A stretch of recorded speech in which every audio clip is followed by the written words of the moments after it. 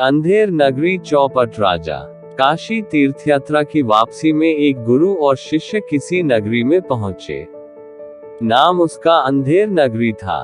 शिष्य बाजार में सौदा खरीदने निकला तो वहां हर चीज एक ही भाव, सब धान 22 पसेरी, भाजी टका सेर और खाजा एक मिठाई भी टका सेर। शिष्य और चीजें खरीदने के झंझट में क्यों पड़ता, 1 टके का सेर भर खाजा खरीद लाया और बहुत खुश होकर अपने गुरु से बोला, गुरुजी, यहाँ तो बड़ा मजा है, खूब सस्ती हैं चीजें, सब टका सेर। देखिए 1 टका में यह सेर भर खाजा लाया हूँ। हम तो अब कुछ दिन यही मौज करेंगे, छोड़िए तीर्थ यात्रा, यह सुख और कहाँ मिलेगा।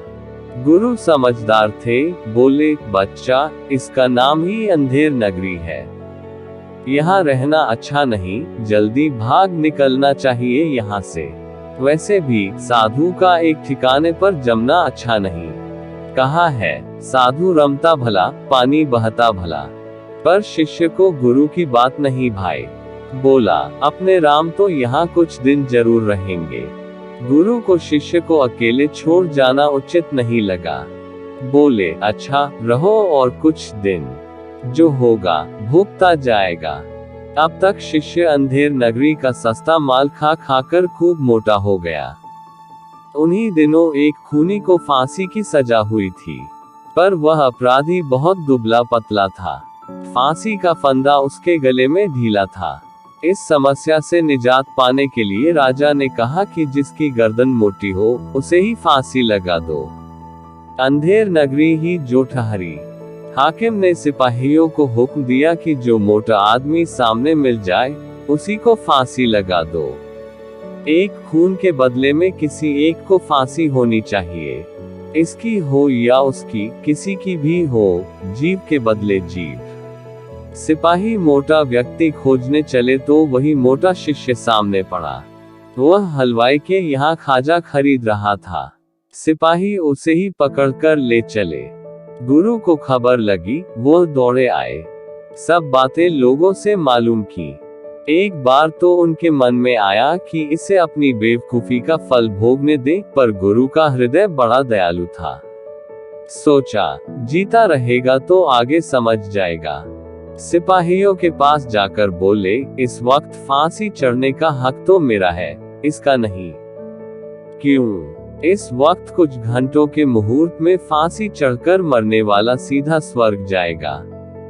शास्त्र में गुरु के पहले शिष्य को स्वर्ग जाने का अधिकार नहीं है। शिष्य गुरु की चाल समझ गया, चिल्ला उठा, नहीं गुरुजी, मैं ही जाऊंगा। सिपाहियों ने मुझे पकड़ा है, आपको पकड़ा होता तो आप जाते। इसी एक बात पर दोनों ने परस्पर झगड़ना शुरू कर दिया। सिपाही हैरान थे, भीड़ इकट्ठी हो गई। फांसी चढ़ने के लिए झगड़ना वहां के लोगों के लिए यह एकदम नई बात थी। जल्दी ही यह बात राजा के कानों तक पहुंची। राजा ने कहा, यदि ऐसा मुहूर्त है तो सबसे पहला अधिकार तो राजा का ही होता है और उसके बाद क्रम उसके उच्चाधिकारियों का। गुरु शिष्य बहुत चिल्लाए कि साधु के रहते स्वर्ग में जाने का अधिकार किसी दूसरे को कदापि नहीं है, पर किसी ने एक न सुनी। सबसे पहले राजा और फिर एक एक करके कई मंत्री अधिकारी फांसी पर चढ़ गए। गुरु ने सोचा कि अब ज्यादा मनुष्य हत्या नहीं होनी चाहिए, तो अफसोस करते हुए बोले, अब तो स्वर्ग जाने का मुहूर्त समाप्त हो गया। इसके बाद फिर कोई फांसी न चढ़ा।